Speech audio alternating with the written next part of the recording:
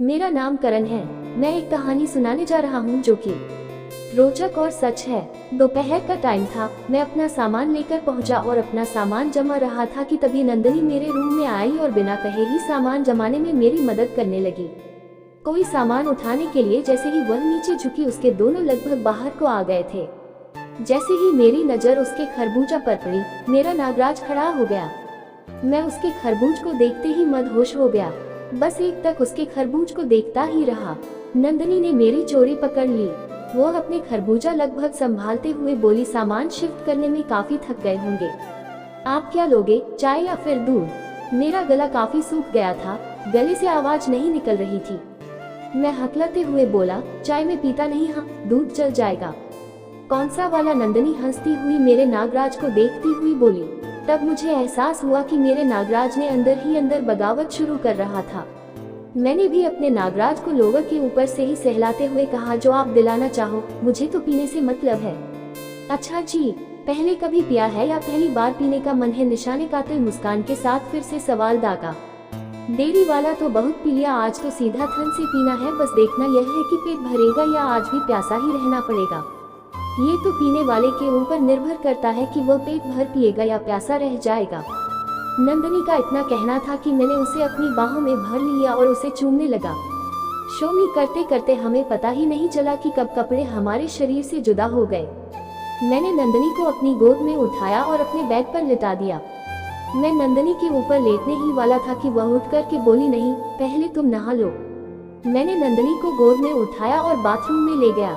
Bathroom में घुसते ही shower चालू किया और एक बार फिर मैंने नंदनी को चूमना चालू कर दिया। थोड़ी देर चूमने के बाद मैंने नंदनी को नीचे बैठाया और अपना नागराज उसके मुंह में दे दिया। वो भी नागराज को मुंह से अंदर बाहर करने में उस्ताद थी। पूरा गले तक अंदर ले रही थी। मेरे आनंद की तो कोई सीमा ही नहीं थी। थोड़ी देर बाद नागराज जो मुंह के बाद मैंने नंदनी को दीवार के सहारे घोड़ी बनाया और एक ही बार में अपना लंबा नागराज उसकी गुफा में उतार दिया।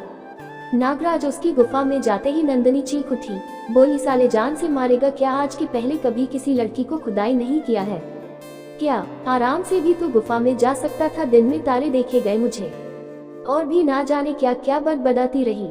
लेकिन दोस्तों, एक बात तो है, जो मजा पहली बार में पूरा नागराज डालने में है, वह मजा और कुछ भी कर लो नहीं आता। और मैं तो कहता हूँ कि पहली बार में ही नागराज गुफा में जाता है तो अच्छा होता है। तभी तो 61-62 करने वाली लड़की को एहसास होगा कि आज किसी दमदार नागराज से पाला पड़ा है। निशा क्या क्या बड़बड़ा रही थी मुझे नहीं पता, लेकिन हाँ, उसकी आंखों में आंसू आ गए थे। ये सच्चाई है कि तब ये मेरे लंबे नागराज का कमाल कही ये नंदनी ही बहुत दिनों से 6162 नहीं की थी तो उसका सर कहिए। मैंने उसकी सभी बातों को अनसुना करके मैंने 3-4 चौके मार दिए थे। तब नंदनी बोली, भगवान के लिए मुझ पर रहम करो, नहीं तो पड़ोसी भी अंदर आ जाएंगे।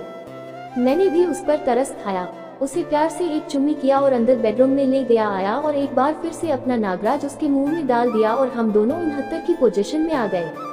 थोड़ी ही देर में मैंने उसकी गुफा को चूमकर लाल कर दिया। अब नंदनी भी बोलने लगी, कारण अब सहन नहीं हो रहा। मैं भी देर न करते हुए नंदनी को बेड के किनारे पर लाया, उसके पीछे नीचे तकिया लगाया और फिर एक ही बार में पूरा उसकी गुफा में नागराज को डाल दिए थे। उसकी चीखें निकलती रहीं, उमा हाँ ओह, मन हुई माँ हाँ हाँ, लेकिन मैंने सबको अनसुना कर दिया और लगातार उसकी गुफा में छक्का लगाता रहा। तब 5 मिनट बाद नंदनी को भी मजा आने लगा। अब उसकी चीखें आनंद की सीटकारों में बदल गई थी। अभी मैंने थोड़े छक्के ही और मारे थे कि उसकी गुफा में से पानी छोड़ दिया। निशा भी इस खुदाई से संतुष्ट हो गई थी।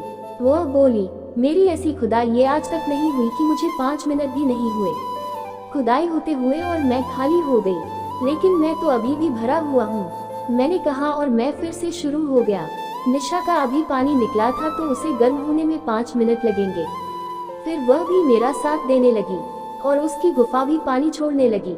अब मैंने नंदनी को घोड़ी बनने को बोला तो घोड़ी का नाम सुनते ही निशा बोली, ना बाबा ना, मुझे नहीं बनना घोड़ी, तुम्हारा बहुत बड़ा है, तुम तो ऐसे ही कर लो। मैंने कहा, निशा मेरी जान बड़ा है, तभी तो तुम्हें मजा आ रहा है, अब और मजा आएगा। और नंदनी भी नानू का करते हुए घोड़ी बन गई।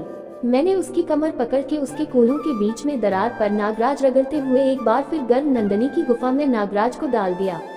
नागराज उसकी गुफा में घुसाकर अब मैंने नंदनी की कमर को पूरी ताकत से पकड़ा और मैच शुरू कर दिए। नंदनी अभी भी मेरे नागराज को सह नहीं पाए और उसके मुंह से आई मर गई हूँ आदि निकलने लगा। ऐसे ही कराहती हुई वह फिर से खाली हो गई, लेकिन मेरा नागराज आज खाली होने का नाम ही नहीं ले रहा था।